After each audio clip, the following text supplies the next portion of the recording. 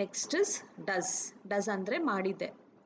So ಪ್ರಸ್ತುತ ಕಾಲಗಳಲ್ಲಿ ಅಂದರೆ ವರ್ತಮಾನ ಕಾಲಗಳಲ್ಲಿ ಅಥವಾ ಪ್ರೆಸೆಂಟ್ ಟೆನ್ಸಸ್ಗಳಲ್ಲಿ ಹಿ, ಶಿ, ಇಟ್ ಎಂಬ ವಿಷಯದೊಂದಿಗೆ ಪ್ರಶ್ನೆಗಳು ಮತ್ತು ನಕಾರಾತ್ಮಕಗಳಿಗೆ ನಾವು ಡಸ್ ಎಂಬ ಪದವನ್ನು ಬಳಸ್ತೀವಿ. ಹಿ ಅಂದರೆ ಅವನು, ಶಿ ಅಂದರೆ ಅವಳು, ಇಟ್ ಅಂದರೆ ಅದು. ಸೊ ಈ ಪದಗಳನ್ನು ಬಳಕೆಯಲ್ಲಿ ಇದ್ದಾಗ ನಾವು ಡಸ್ ಎಂಬ ಪದವನ್ನು ಬಳಸ್ತೀವಿ. ಓಕೆ. ಸೊ ಇಲ್ಲಿ ವಾಕ್ಯಗಳು ಎಲ್ಲ ವರ್ತಮಾನ ಕಾಲಗಳಲ್ಲಿ ಅಥವಾ ಪ್ರಸ್ತುತ ಕಾಲಗಳಲ್ಲಿ ಇರುತ್ತದೆ. ಅರ್ಥ ಆಯ್ತಾ? ಪ್ರೆಸೆಂಟ್ ಟೆನ್ಸಸ್ನಲ್ಲಿ ಇರುತ್ತೆ. ಈಗ ಉದಾಹರಣೆ ನಾವು ಪ್ರಶ್ನೆಗಳಲ್ಲಿ ನೋಡೋಣ. So example for questions like does she speak Spanish? ಅವಳು ಸ್ಪ್ಯಾನಿಷ್ ಮಾತನಾಡುತ್ತಾಳೆಯೇ? Does he play the guitar? ಅವನು ಗಿಟಾರ್ ನುಡಿಸುತ್ತಾನೆಯೇ? Does it snow in your country? ನಿಮ್ಮ ದೇಶದಲ್ಲಿ ಹಿಮ ಬೀಳುತ್ತದೆಯೇ? Does it rain often in this city? ಈ ನಗರದಲ್ಲಿ ಆಗಾಗ್ಗೆ ಮಳೆಯಾಗುತ್ತದೆಯೇ? ಸೊ ಇಲ್ಲಿ ನಾವು ನೋಡಬಹುದು ಡಸ್ ಎಂಬ ಪದ ಬಂದಿದೆ, ಆಮೇಲೆ ಇಟ್ ಎಂಬ ಪದ ಬಂದಿದೆ, ಹಿ, ಶಿ ಎಂಬ ಪದಗಳು ಬಂದಾಗ ನಾವು ಡಸ್ ಎಂಬ ಪದವನ್ನು ಬಳಸ್ತೀವಿ. Okay.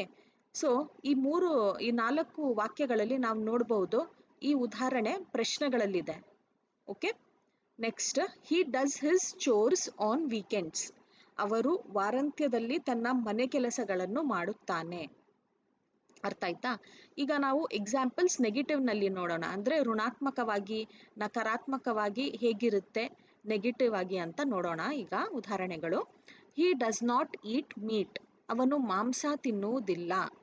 She does not enjoy horror movies. ಅವಳು ಭಯಾನಕ ಚಲನಚಿತ್ರಗಳನ್ನು ಆನಂದಿಸುವುದಿಲ್ಲ. The cat does not like water. ಬೆಕ್ಕು ನೀರನ್ನು ಇಷ್ಟಪಡುವುದಿಲ್ಲ. She does not like vegetables. ಅವಳು ತರಕಾರಿಗಳನ್ನು ಇಷ್ಟಪಡುವುದಿಲ್ಲ. It does not rain much in the desert. ಮರುಭೂಮಿಯಲ್ಲಿ ಹೆಚ್ಚು ಮಳೆಯಾಗುವುದಿಲ್ಲ. ಸೊ ಇಲ್ಲಿ ಡಸ್ ಜೊತೆ ನಾಟ್ ಎಂಬ ಪದವನ್ನು ನಾವು ನೋಡ್ಬೋದು. ಹಿ ಇದೆ, ಶಿ ಇದೆ, ಇಟ್ ಅಂತ ಪದಗಳು ಇದೆ. ಸೊ ಅಲ್ಲಿ ಡಸ್ ಅಂತ ಪದ ಬರ್ತಾ ಇದೆ. ಡಸ್ ಜೊತೆ ನಾಟ್ ಎಂಬ ಪದನೂ ಕೂಡ ಬರ್ತಾ ಇದೆ. ಸೊ ಇಲ್ಲಿ ಸೆಂಟೆನ್ಸಸ್ ನೆಗೆಟಿವ್ ಆಗಿದೆ ಅಂತ ನಾವು ತಿಳ್ಕೊಬಹುದು, ಋಣಾತ್ಮಕವಾಗಿದೆ ಅಂತ. ಹಾಗೆಯೇ ನಾವು ಡೂ ಬಂದಾಗೂ ಕೂಡ ನೆಗೆಟಿವ್ ಸೆಂಟೆನ್ಸ್ನಲ್ಲಿ ಡೂ ನಾಟ್ ಅಂತ ಇತ್ತು ಅಲ್ವಾ? ಸೊ ಇಲ್ಲಿ ಡಸ್ ನಾಟ್ ಅಂತ ಇದೆ ನೋಡಿ. ಓಕೆ. ಸೊ ಇದು ಡಸ್ ಅಂದರೆ ಮಾಡಿದೆ ಎಂಬ ಬಗ್ಗೆ ಇವಾಗ ಕಲ್ತಿರೋದು.